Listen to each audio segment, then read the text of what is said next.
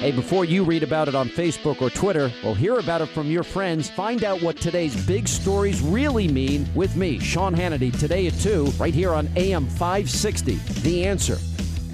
Good morning, Dan. And in for Amy this morning is Scot Bertram. He is the general manager of WRFH, Radio Free Hillsdale, where we are broadcasting live this morning, Hillsdale College in lovely Hillsdale, Michigan, one of the last bastions of Judeo-Christian values in higher education in America. And we're going to talk a little bit about that with Carolyn Glick as well, get her perspective on the national security shakeup, the Trump administration. But first, we got to get a Hillsdale parent on. Jay in Clarendon Hills, you're on Chicago's Morning Answer. Hey, good morning, Dan. Good morning, Scott. Hello. It's morning. just been, hello, can you hear me? Okay, it's been so great to hear both of you talk about Hillsdale College. Obviously, I'm so thrilled that my daughter is there. She's a freshman. And I was just there this weekend, Dan, so we might have passed each other on the way up and on the way back. But I was hanging out at Ludwig von Mises Library. Yes. Okay, well, I definitely was not, but I was in the Kappa House. There you go. But she is an assistant news editor at the Collegian, and she's taken that Collegian class that you've been talking about, Scott, and she's just thrilled. And although I do take issue, I think you said that the Collegian was number 10 in the nation, and I texted Allison this morning. She said, "No, Mom, it's number 7. So somebody has to check their facts. Not that it's a big deal. It's a great school. It's a great paper, and I just, it's just so neat to hear you broadcasting from Hillsdale, because it's a fantastic college. I mean, so much so that she said when we were trying to figure out where she should go, she said, "Mom, if I don't go to Hillsdale, I think I want to go to COD." I mean, that's how much she thought of Hillsdale. So I'm glad you're, with a ringing endorsement to have you on the radio. And I don't want to take your time. I just wanted to say hello. And one more thing for all you dog lovers out there, you've got to listen to this song. I Think My Dog Is a Democrat. Download it. It's hysterical. Okay. Listen to it sometime. And just have a great day, okay? Thanks a lot for the call, Jay. Appreciate it. Yeah, Hillsdale is a special place, and we're happy to have Jay's daughter here. I'm sure you are. Yeah. Yeah. I have to leave, unfortunately. I don't get to stay. I'm not good enough for Hillsdale, and I admit it. I admit it. Maybe I'm an a work in annual thing, progress. maybe? Yes. Something, maybe. Okay, switching gears, we're pleased to be joined by our friend Carolyn Glick. She is accomplished in her own right, author and senior contributing editor for the Jerusalem Post, also director of the Israeli Security Project for the David Horowitz Freedom Center, and she's always worth a read. In particular, most recently, she's opined on John Bolton as President Trump's new national security advisor. Caroline, thanks so much for joining us. Appreciate it. Thanks so much for having me on the program. And so you have described the move of elevating John Bolton to National Security Advisor to replace H.R. McMaster as a brilliant move, a brilliant America First move. Explain what you meant by that. Well, I think the thing that really has distinguished John Bolton throughout his long career in American foreign policy making is that he always puts America first. He doesn't think that American foreign policy has to be ensnared in this concept of multilateralism and appeasing and making the so-called international community happy with the United States of America. He's very clear that if the United States can work in concert with its allies, that's great, but America's responsibility is to secure America's position and security in the world. And so, he, in his time at the United Nations and his time as the Undersecretary of State for Arms Control and Nonproliferation during the early years of the Bush administration, he accomplished an enormous amount, probably more than any other single American diplomat has,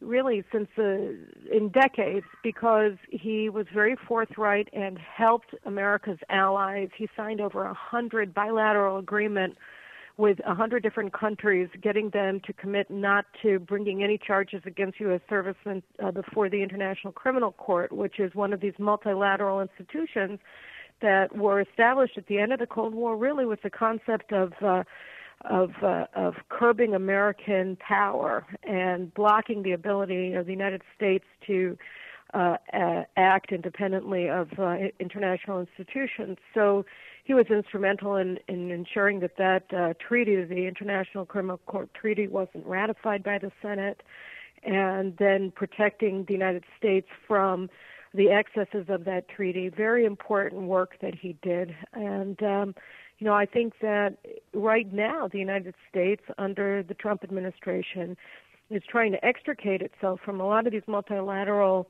agreements, whether they're international trade agreements or international, like the nuclear accord with the Iranians that enables Iran to develop nuclear weapons rather than preventing them from doing so.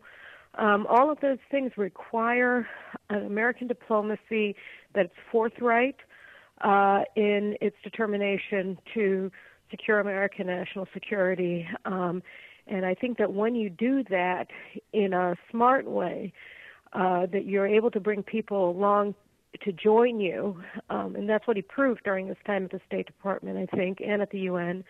So I think that the United States is going to be seen not leading from behind, but leading from in front, and in doing so, securing its own national security and also making the world in general a safer place.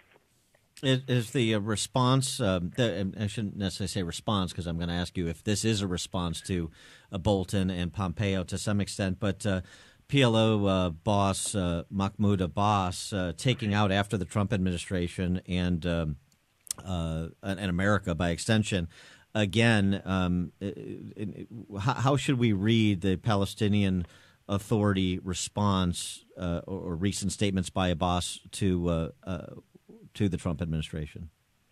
Oh, well, here too you see the United States finally extricating itself from this international framework, which was just demented, that said that the security of the Middle East, the stability of the Middle East, the fight against jihad was all based upon coercing Israel into coughing up land to the PLO, which is a terrorist organization, was crazy. And, for three successive U.S. administrations, from the Clinton administration through the George W. Bush administration and on to the Obama administration, is ever-escalating levels, the United States tethered its Middle East policy to this totally just crazy concept that the be-all and end-all of everything emanating from the United States was attacking and pressuring Israel to make concessions in territory to a terrorist organization.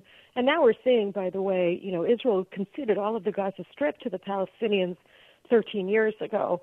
And today it's run by the terrorist organization Hamas, which is a jihadist movement, and aligned with Al-Qaeda and ISIS and all the rest.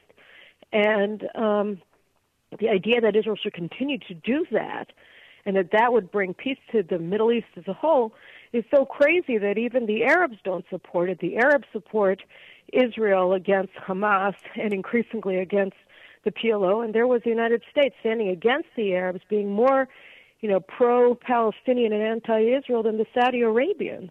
So, it got to the point where you just couldn't even explain American foreign policy with a straight face. John Bolton John Bolton has always opposed this, and President Trump came into office and he opposed it. So now he has John Bolton at his side, or he will in a week, as National Security Adviser, and the PLO has a reason to be upset. They're not going to be the darlings of Washington anymore. They're going to be treated like terrorists, which is what they are. Caroline Scot Bertram, your piece, Bolton's appointment is a brilliant America First move. People throw around words, they don't know what they mean. Bolton described as a neoconservative. I've seen him described as a paleoconservative.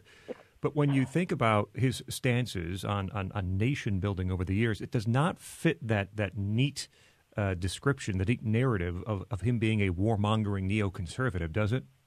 Not at all. I mean, there were opposing views on whether the United States should overthrow the regime of Saddam Hussein or not in 2003.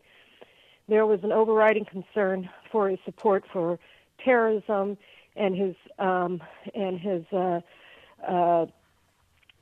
chemical weapons programs, and so those were the main kind of reasons that the United States wanted to go into Iraq. But when things started getting bad, and the United States was surprised to find an insurgency developing there against U.S. forces. I mean, I was embedded with the 3rd Infantry Division during the invasion of Iraq, and the United States really, I think, in a way, was flying blind when they went in there. They weren't the troops that I was with.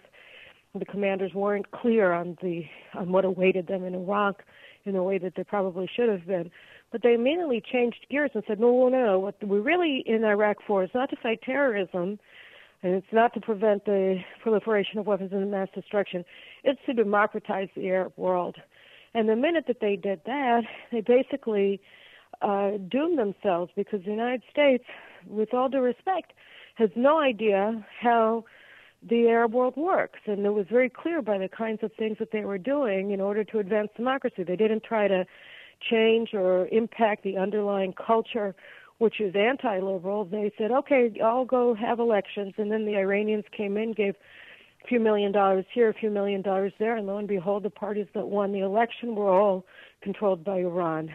And the insurgency went on. And so John Bolton said that's not the goal of American foreign policy. Our goal isn't to change the world. Our goal is not to democratize the world, certainly not to bring elections to societies where the majority is going to vote for jihadist parties that hate the United States.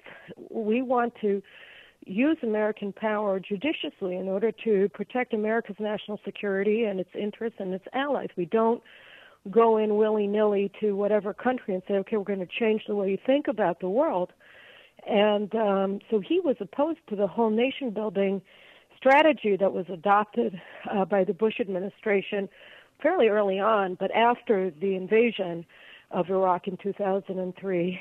And because he supported the initial invasion, which almost everybody in the United States supported, he was lumped in with the people who came up with this cockamamie idea of transforming Iraq into the United States. Caroline, could you give us an update in terms of what you know about President Netanyahu's, Prime Minister Netanyahu's medical condition, and also an assessment of his political condition, as he's still the subject of this corruption investigation? So first of all, the medical condition is that he had the flu a week ago, and he was out sick at home with the flu for several days, and then after about 4 or 5 days with the flu, he went back to work, and apparently went back too early, and so he contracted a viral infection, and that caused sort of a relapse into the flu, and he had a very high fever. So they brought him to the hospital, did a bunch of tests, and sent him home after a number of hours, and prescribed bed rest and medication. So he should be up and about in a few days if he keeps off. If he manages to rest. So I think that he's fine.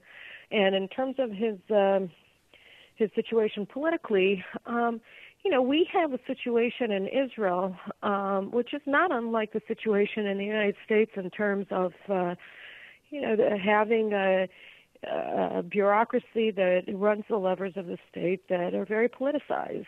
And we're seeing that very clearly right now with the police investigation of Netanyahu. This is very clearly politically driven, and when you look at all of the charges against him, they don't actually amount to anything. Not that they don't amount to much, they don't amount to anything. And so I think what they're doing is, unfortunately, diminishing the public's trust in our law enforcement agencies, and driving a wedge even further between the left and the right in Israel, where the left, which hates Netanyahu, supports the police investigators, and the right and the center, which are the vast majority of Israelis, it's a much more conservative country than the United States, are becoming less and less trusting of the police. So we're having a situation in Israel that really does mirror the public assessment of the Mueller investigation of the alleged collusion between the Trump campaign and Russia. She is Caroline Glick, author and senior contributing editor of the Jerusalem Post. You can also get her writings at CarolynGlick.com. She's the director and Breitbart. and Breitbart. I started working with them a couple of months ago, too. Okay, great. And website. And Breitbart as well. And she's also the director of the Israeli Security Project for the David Horowitz Freedom Center. Caroline, thanks so much for joining us. And I'd love to come visit Hillsdale sometime, just saying. Oh, there you go. Making a note right now. Yeah, there you go. Okay, great. Very good. Caroline Glick, thanks so much for joining us. All right, have a Appreciate great day, guys. Thank you. And you join us on the turnkey.pro answer line. This is the morning.